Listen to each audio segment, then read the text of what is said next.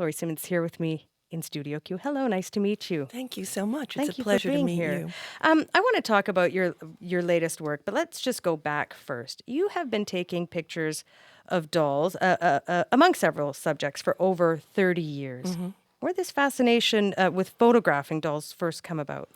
Well, I actually started photographing empty rooms, just literally tiny furniture, black and white pictures in rooms. And somehow, when I left art school and I came to New York, I was really obsessed with the idea that photography could tell a lie rather than tell the truth.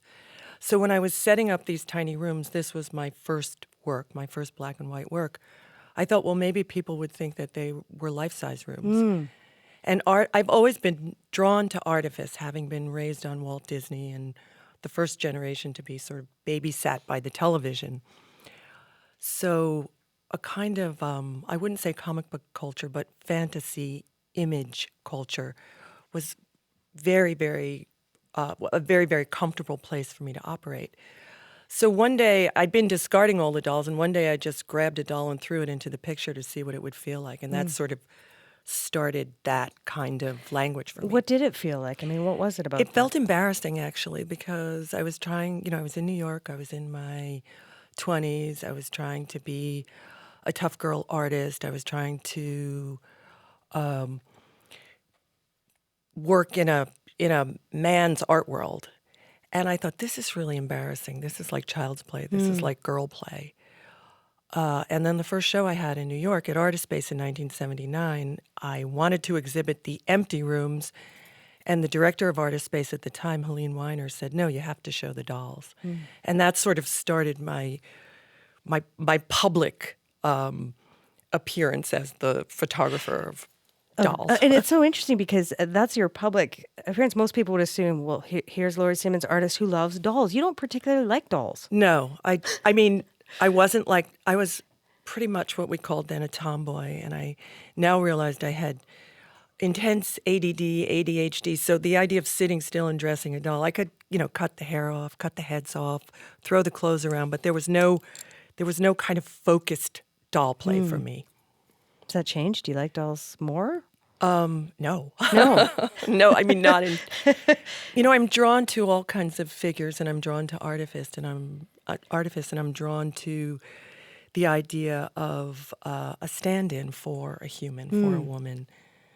And is that how you would describe, your general approach to creating art, to continue this sort of theme that you began with, which that photography can be a lie, and I'm going to try to expose that, if you will?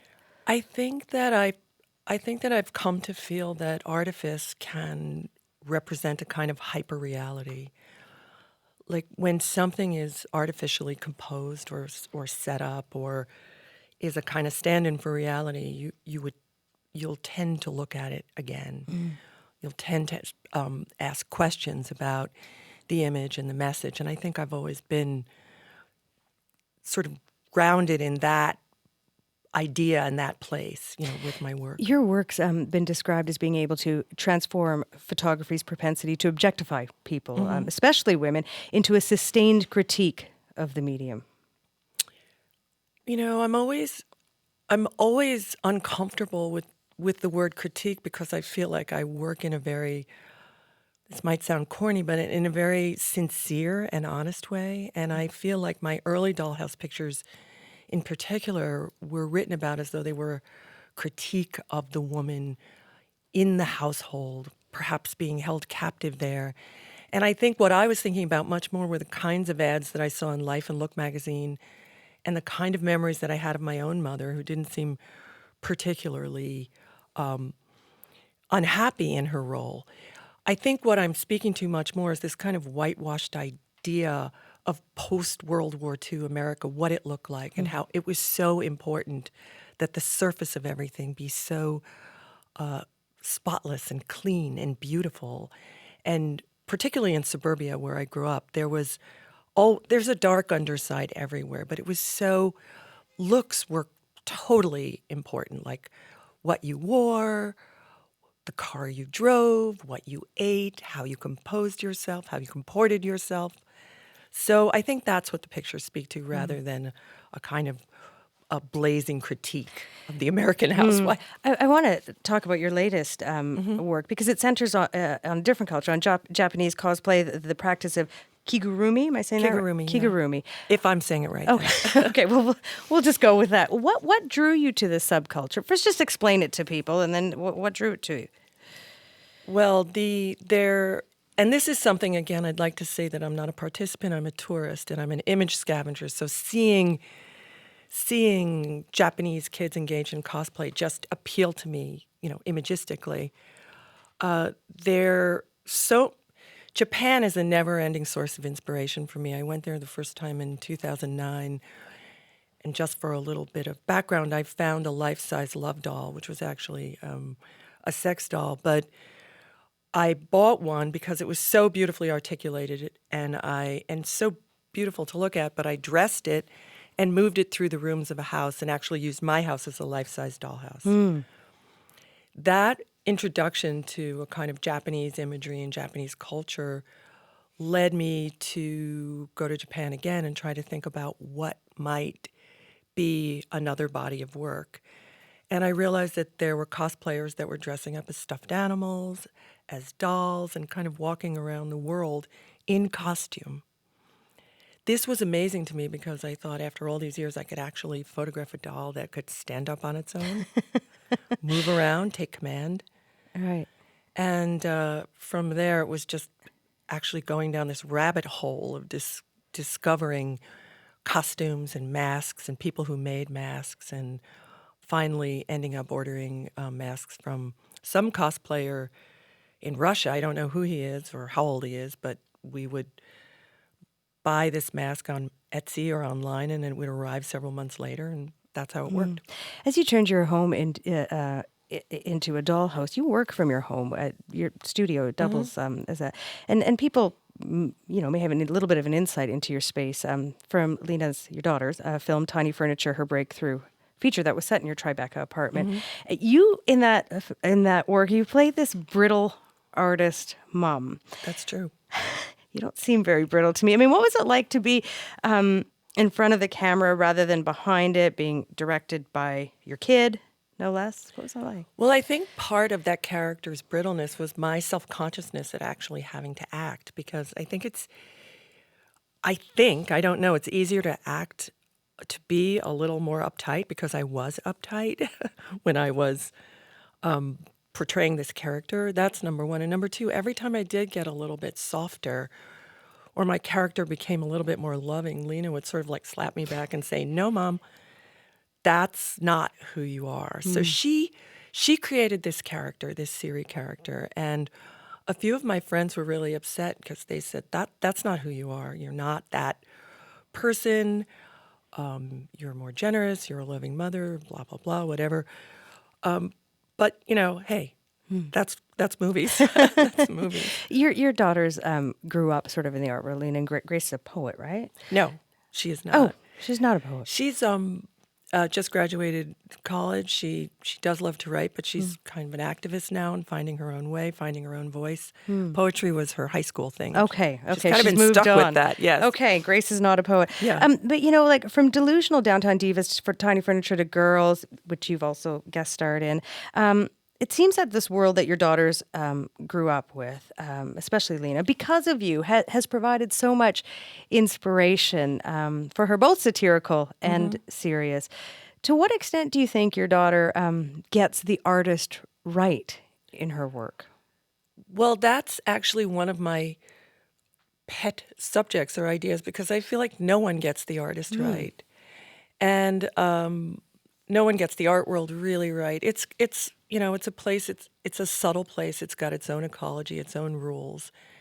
And I feel like even my daughter, having grown up around artists her whole life, kind of gets closer than a lot of people, but never really hits it. Like right What's she on it. missing? I think that people tend to over attribute craziness and eccentricity to artists, when actually we're a pretty conventional bunch of people, because most people want to marshal their resources to be as odd and nutty as they can in their work and keep themselves relatively healthy mentally and physically to be able to spend the time in the studio and do their work. So What about the aspect, though, that we see in Girls? It's a depiction of young artsy people, struggling, trying to make it in New York. I think some of it is really true and some of it is really accurate. Of course, it's not a huge cross section of all the young artists in New York. I mean, the thing that always amused me about the first episode of Girls was that I was actually the no more money girl. I was actually the girl who had a meal with her parents, and my parents said, "Sorry, that's it. Your parents cut you off, Cut like me happened to off." Lena's character in Girls. My mother said, "I've read about how many of the young artists in New York eat tuna fish for lunch every day." And I said, "Okay, Mom, I'll have tuna fish." But that, in fairness to my parents, they were able to help me get through art school, and that was pretty much what they could do. So I think that I've told Lena lots of my stories, and I think that she has so many different friends and experience that a lot of it has been sort of integrated into. And as you watch her generation grow and flourish and soar, as an artist, I mean, what is the biggest difference, other than your parents cutting you off, but what's the biggest difference between when you came of age as an artist and today?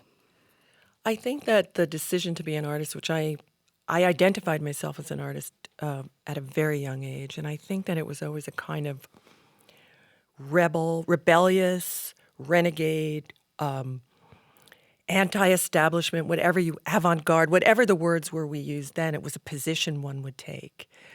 Now I think people deciding to become an artist is almost like another form of being a rock star, like hoping that one can achieve a certain kind of success, perhaps make money, perhaps, have exhibitions and travel the world.